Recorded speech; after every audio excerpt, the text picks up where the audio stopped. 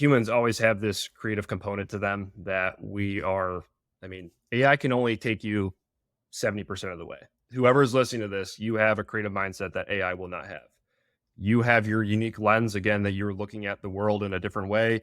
AI can only learn from what it's given. Hey, I'm Corrina.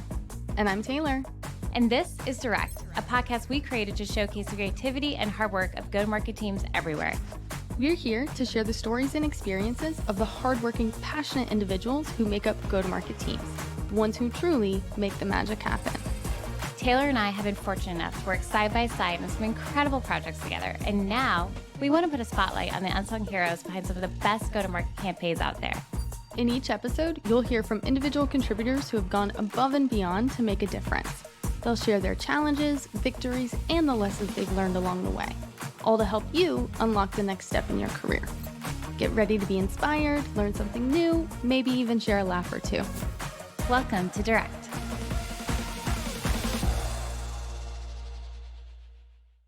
Welcome back to another episode of Direct with Corrina and Taylor. I am Taylor Young with my fabulous co-host, Corrina Owens. Hello, everybody. So happy you came back. Excited for this episode. Very excited. So excited. We are with Jeff Cypher. Jeff is a marketing consultant turned operations nerd who currently serves as a productivity professor at Zen Pilot.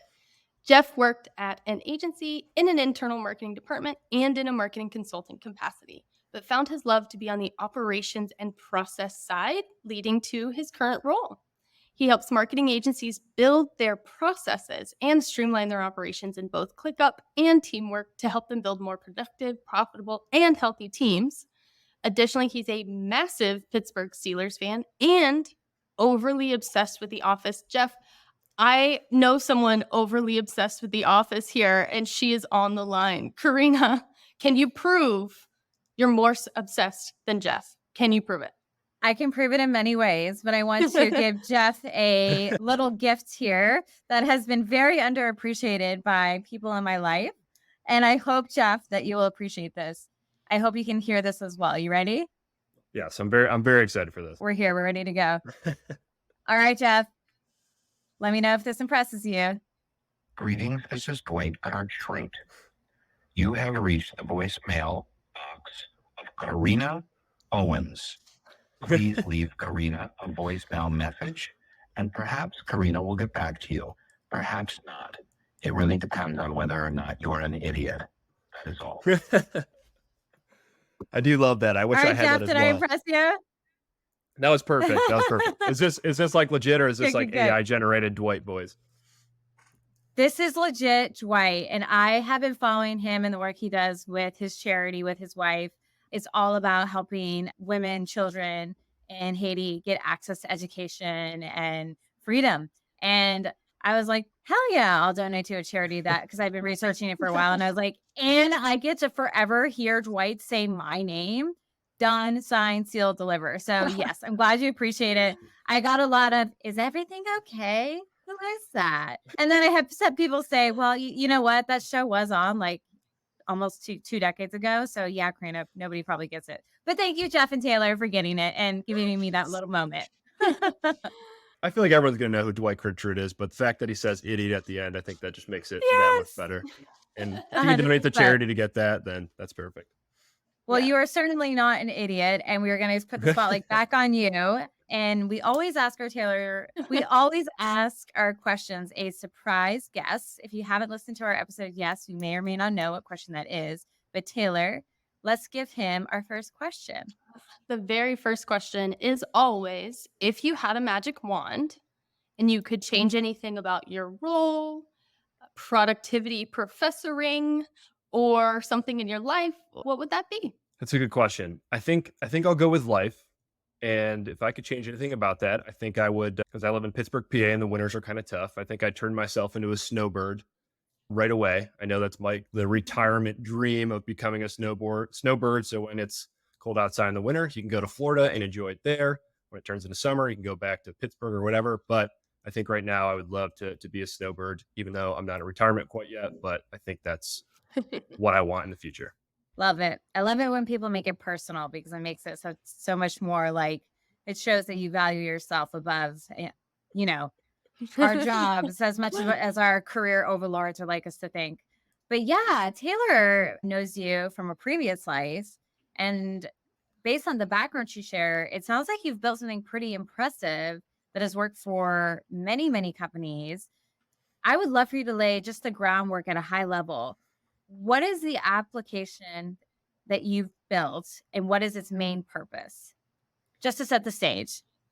Yeah, good question. So basically, in my role and what I am is I am someone that loves processes. And I mean, every business needs processes. When I was doing marketing consulting, that's the thing that I loved was, okay, we're doing this, but let's make sure we actually document what we're doing so that if someone new comes into the role, they know what they need to do, as well as we just need to have context into what the heck is going on right now. So what I built was, obviously there's a lot of hype around artificial intelligence right now. Everyone's using it. It's the new wave that marketers especially need to be knowing about because it's going to save them a ton of time and just help them become more productive. So I don't know, like a couple months back had been looking on social media and I found a few ways that people took AI through an API and got it into Google Sheets. I'm also someone that loves Google Sheets. And so I've also built a ton of different processes in Google Sheets. That's kind of what we take a lot of our agencies through is actually building out the processes. So I asked myself, is there a way to take this technology, put it into a sheet so you can build it out all there? Essentially, what I'm doing is creating the prompts for them where they just have to give a couple inputs. They'll get an output. Obviously, they make edits to it and adjust it based off of their process. But it's just a way for them to generate tasks for a deliverable or a project. Say it's a blog post, you can easily create 15 tasks that are needed to create that blog post, as well as some like step-by-step instructions as well based off of those tasks. That way people can design a nice process template that they can implement into project management tool like ClickUp or Teamwork just to make their team more productive and efficient in the system.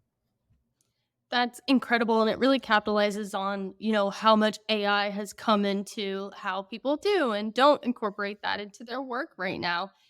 For any of our listeners, if you're more visual than auditory, go to Jeff's LinkedIn to see what this actually looks like. It is in one of his pinned posts, I believe. But Jeff, I want to ask, where's the origin? Not only did you build this for yourself, so that you could be more productive and help your customers be more productive. But you, at some point, made the decision to make this available. And that's we saw when you were giving it out for free on LinkedIn, that post had thousands of reshares and it kind of went really viral for you. What made you want to take this thing that you made kind of to improve your own processes and scale it and give it to everyone? Yeah, that's a good question as well. So we at Zenpod, we don't run any paid advertising right now. We've all been lean, we've been mean, we've been using just lead magnets and LinkedIn search just to generate a lot of inbound as well as for outbound strategies as well. But we were trying to think of ways that we could use what we have. If they're valuable for us, they're probably valuable for others. And so had seen that sort of little LinkedIn, Twitter hack in a lot of different places. Like a lot of people are doing here's a piece of content. If you want it, then DM me, like this post. And essentially what that does for the LinkedIn algorithm is it's going to help it essentially go viral if a bunch of people want it, which is exactly what happened. So I was just one morning, honestly, a lot of this was very just spontaneous. I was like, okay, this is a sweet asset. I think a lot of people will like this. I tested to make sure it actually would work for others. They could use a free ChatGPT account. And so what I did was I'm just going to test this growth method, see if it works. So I put it out there and then all of a sudden a ton of different people started commenting on it, liking it, and it went super viral. And I think the beauty of it is that a lot of people saw it. A lot of people then I was DMing because that's going to help me build connections, help me actually chat with people. So you're generating a conversation where a lot of people just message me like, this is sweet. I love to see it. And now I have a lot more followers on LinkedIn organically, as well as just was able to generate a lot of connections and communicate with a lot of different people, which is cool. Like I had a bunch of people reach out to me again and just say, this is awesome. So it generated a lot of conversations. And then I would just send them back to that resource and people loved it. And then I sort of had like a follow-up after that to see if they were using it and how it was going, just to kind of continue that conversation. But it was just kind of a spontaneous, I don't know, like Monday, Tuesday morning that I was like, let's launch this, let's see where it goes. And it just kind of went viral, which was pretty sweet.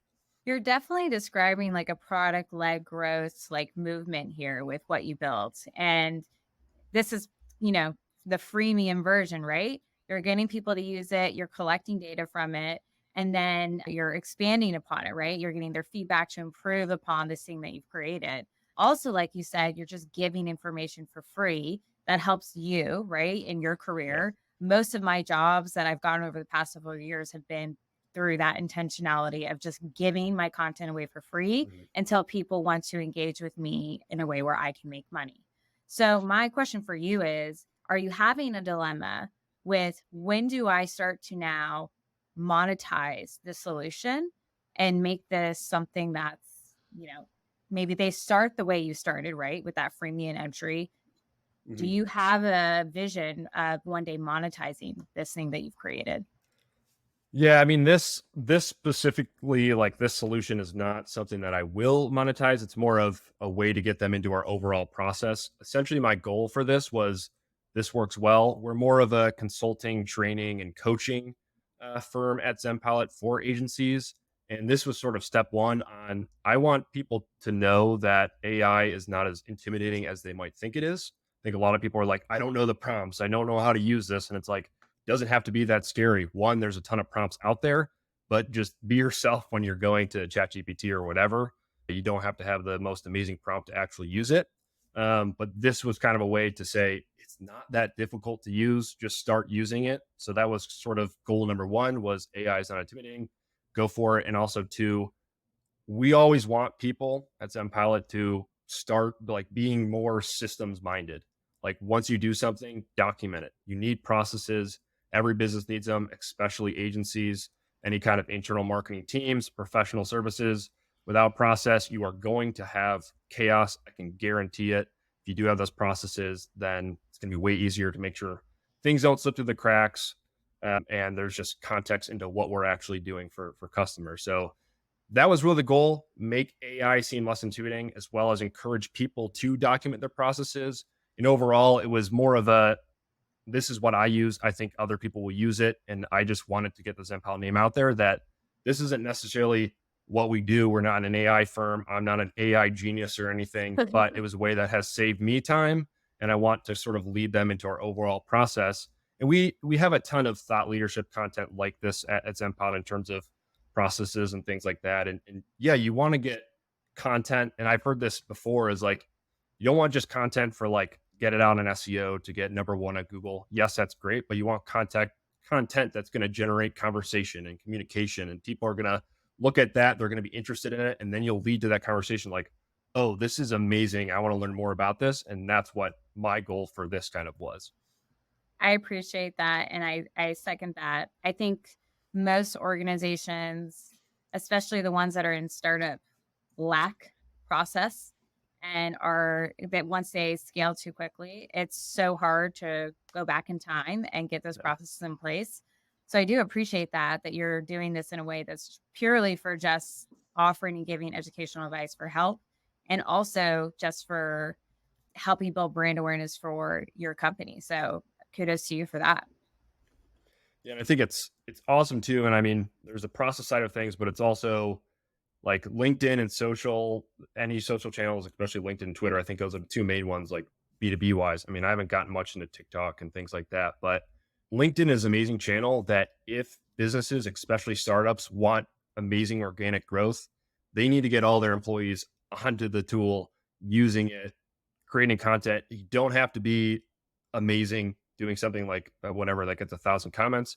If you're just consistent, if you have your niche of what you're talking about, as well as if you're just real. Like I think a lot of people are like, I think people don't start because they're at the point where they don't think they have any value to give, but everyone has a unique lens on how they do things. Everyone's doing something different.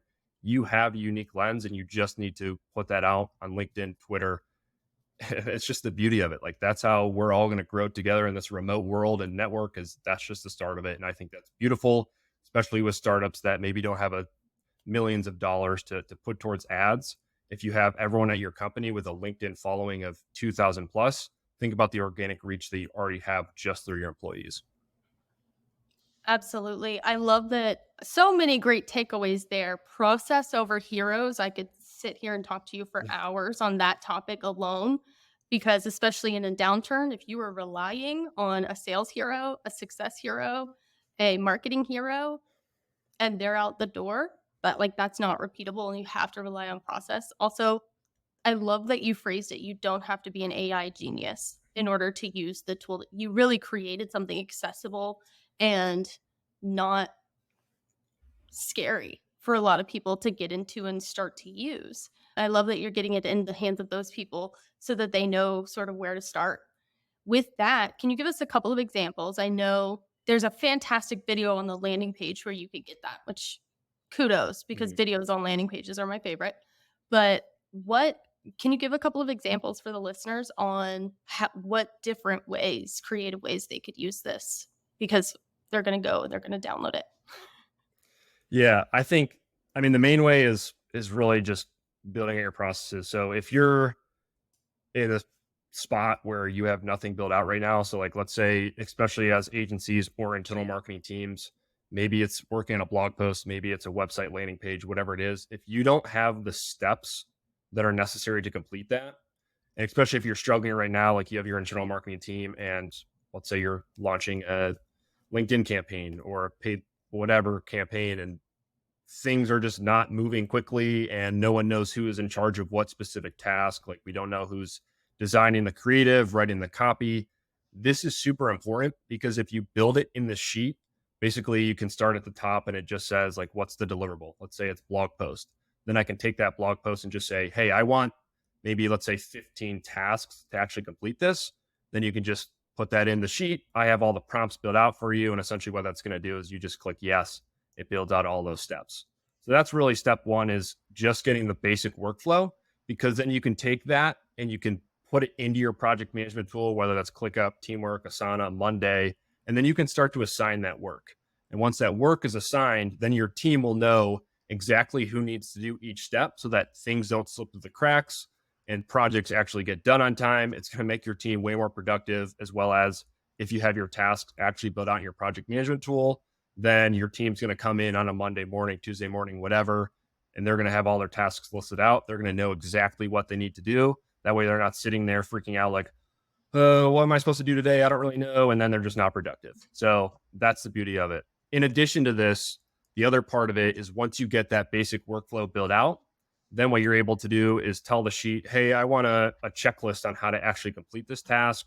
Or maybe I want a whole like SOP document or just a description on how to actually complete it. You can choose that, and then that'll build it out for you as well. So then you take the description on how to actually complete a task. Say you then put that into your project management tool as well. Someone gets a task and it tells them this is how you do that task. That way you bring in an intern, you bring in someone new or whoever, they go to the task and now they know how to do it because it's all right there as well. And then the last part of this is really maybe you want to see a few different examples or best practices that are out there on the internet. You can tell it, hey, just find me 3 or 5 different resources, and you can take those and plug them into the description as well. So essentially, what it's doing is creating a beautiful workflow with all the process in each of those tasks. You can build it there, put it in your project management tool, take action on it, make your team more productive, efficient, and make sure things don't slip through the cracks for your team. That was a wonderful explanation of how beneficial this is. And I think what I want to go back to is this all kind of originated to get your base of audience to be less fearful of AI. And throughout this conversation, there's a couple of words I want to call out. One is it, one is intern, and one is fear.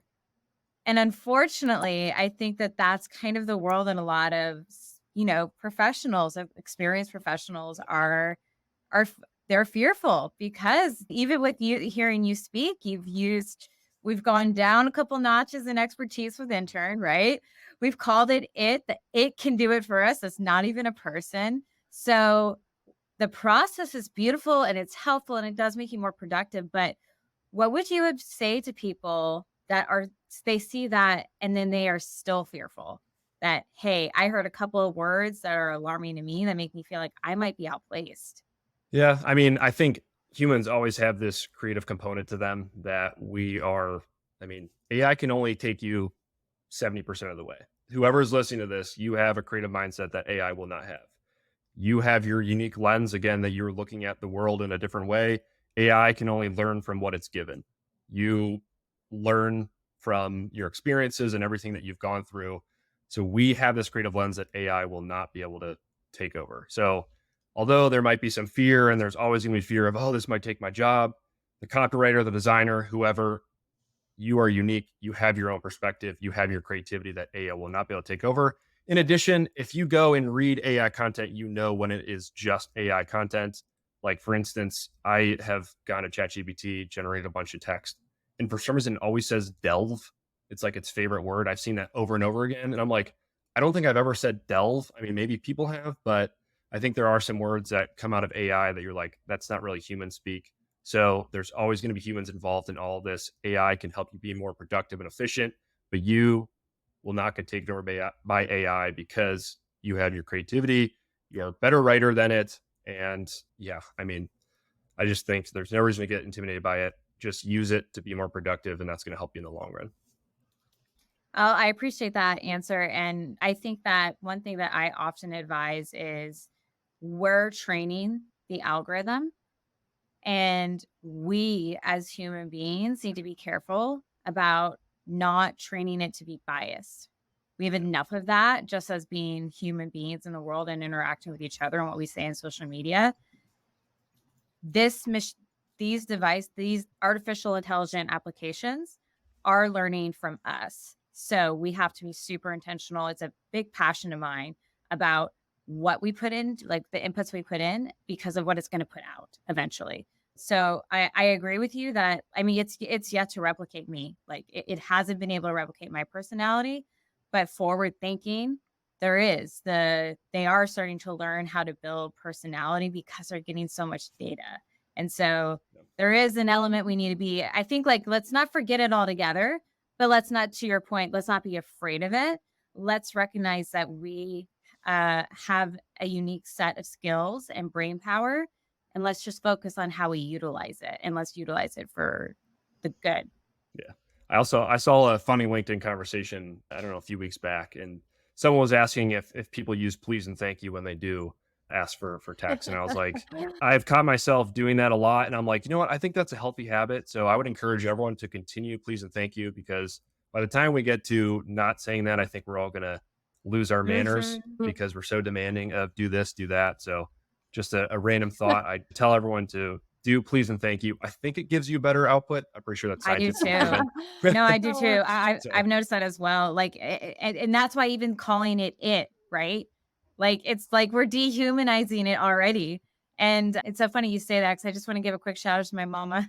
She always talks to Alexa, and then she'll say, "Please, Alexa, prompt," and then she'll say, "Thank you, Alexa." And it's just like, I do think that's important, because we have no idea the potential. Like, we have an idea, but the potential capacity. And to your point too, we might just stop doing that in our own human lives. Like, so yeah, it's a really great call and a reminder. Absolutely. And I love that. I absolutely use please for every single time that I'm asking it. I'm just putting that together. But hey, it's a great thing. It's a good habit to be in. I love that you also talked about, and having worked with you before, I know that you know what the metrics for success for all of this has come for you, for Zen Pilot, whether those metrics are for how much time people have saved, which you may have a good idea of, or even how this has worked really well for lead gen or for you to build community. Can you talk about some of that success? yeah. Yeah. So this one, it's funny because this wasn't even like a full blown campaign that was put together, like planned out well for us. This again was like, I started using this. I was like, I think this will work. This has helped save me time. So why not just put it on LinkedIn, try out this growth hack and see how it goes. And of course it blew up. Like I kind of pieced it together as we went. Like I didn't have like a really detailed like drip campaign after it was done.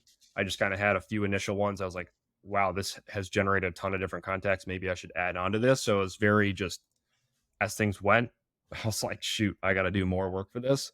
But in terms of like what it generated, I mean, the big thing is, I think within the first week, I mean, actually first day, it was 500 comments. And so I had to send 500 DMs.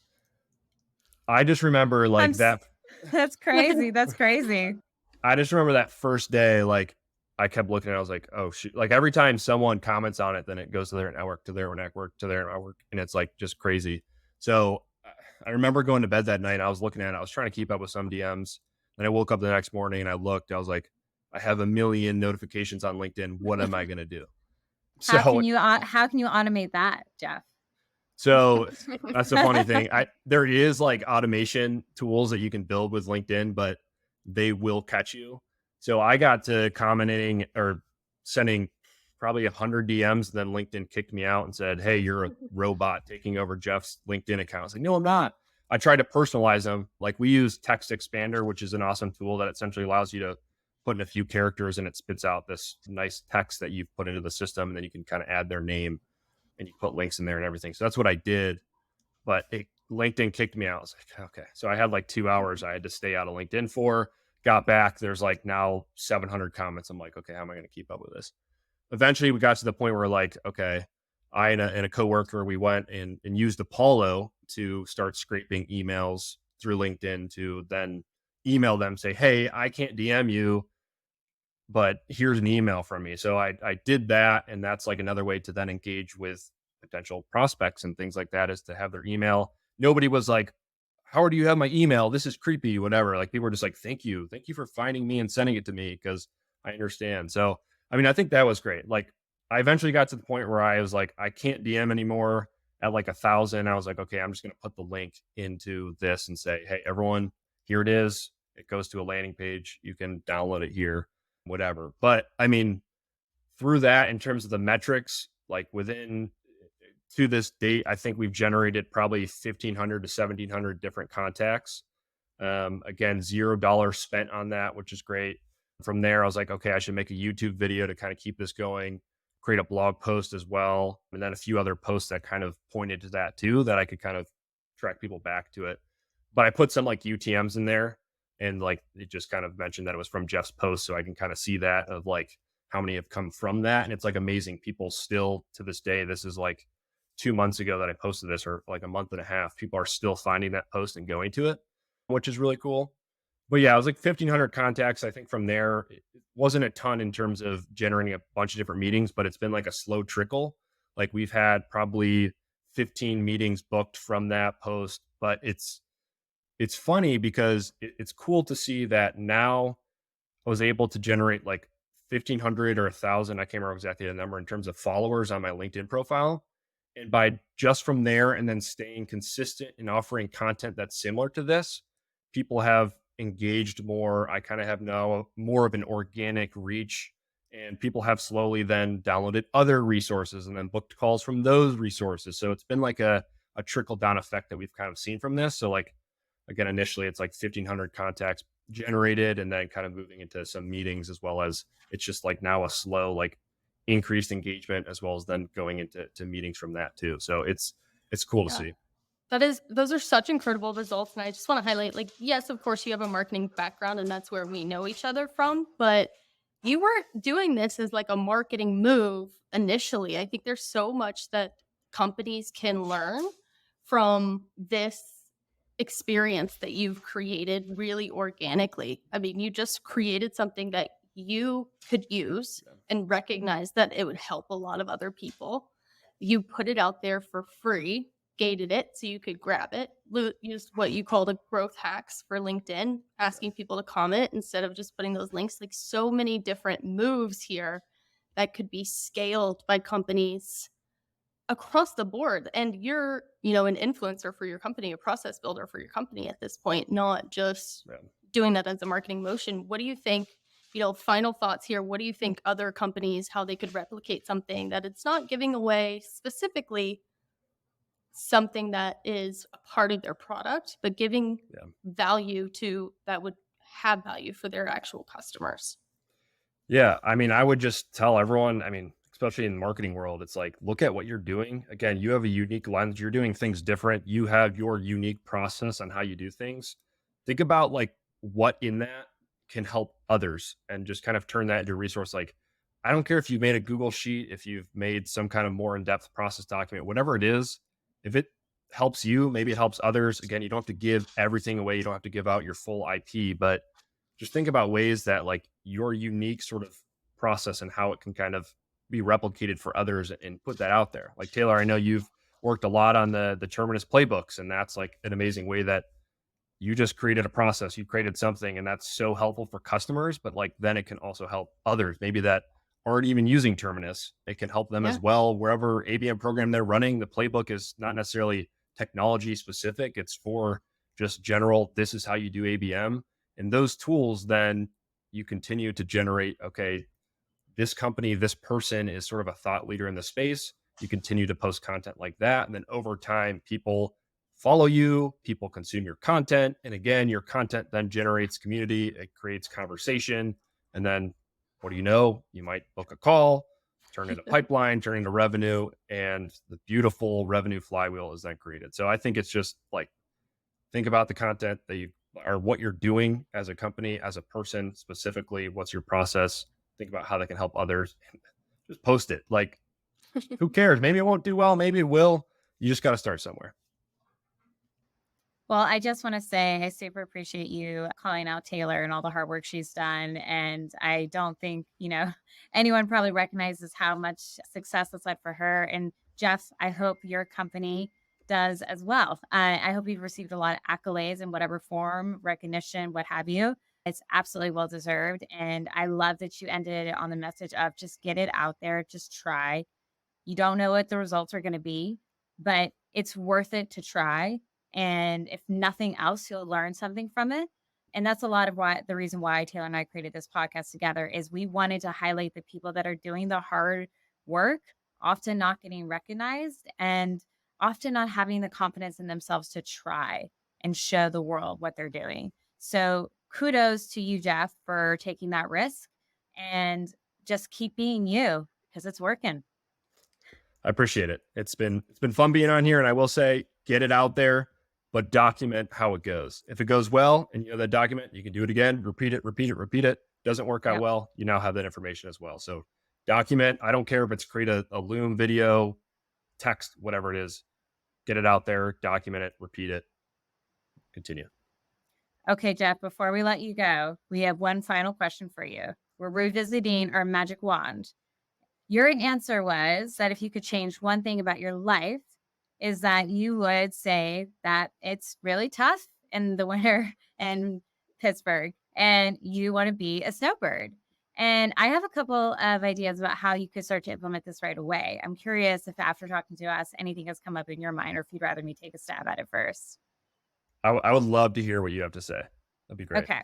So I think there's so much value in being in person with people, right? Because again, we're losing that human touch so often. Yeah. So what I think you could do is I think you could book a week stay at an Airbnb where most of your clients are, okay, during the summer months and go on site, visit them, treat them, and show them the process in person and then record those videos if they'll let you do that. So you'll have that as case studies as well. And it could be like a great, like, don't fear AI. It's here to help you. Yeah. And that's hopefully not on your dime. Hopefully it's on the company's dime. So start to plan that travel now to go see those customers in those areas and start making that snowbird happen for you without it coming out of your pocket. Yeah. I mean, I think that's a great idea. I think we don't get enough in-person interaction nowadays. I'm pumped because the last conference I went to was a trade show that when it was happening, COVID was becoming a thing. Everything started to get canceled. I barely made it home. But now I'm actually going to the HubSpot inbound. So I'm excited about that to get like some interaction with customers and just anyone in the marketing world. So super pumped about that. But yeah, I think that's a great idea. So I might have to go talk to our team about getting that set up. Yes, love it. Well, Jeff, thank you so much for what you're doing for the community. Thank you for putting yourself out there. Thank you for being brave and vulnerable. And we are so thrilled. I think our listeners are just going to eat this up. And we are going to make sure that our show notes represent how they can find that viral post and how they can get in touch with you. Hopefully it won't be as overwhelming. Hopefully you don't add more stress to your life. But thank you for being on this show. We so appreciate your insight. Yeah, thanks. I appreciate it. Thank you. Thanks for listening to this episode of Direct with Corrina and Taylor. If you enjoyed what you heard in today's episode, please give us a follow, maybe even a 5-star review, wherever you listen to your podcast. And if you know someone that you'd like to spotlight, if you want to share your own story, visit us at motionagency.io/direct. We'd love to hear from you.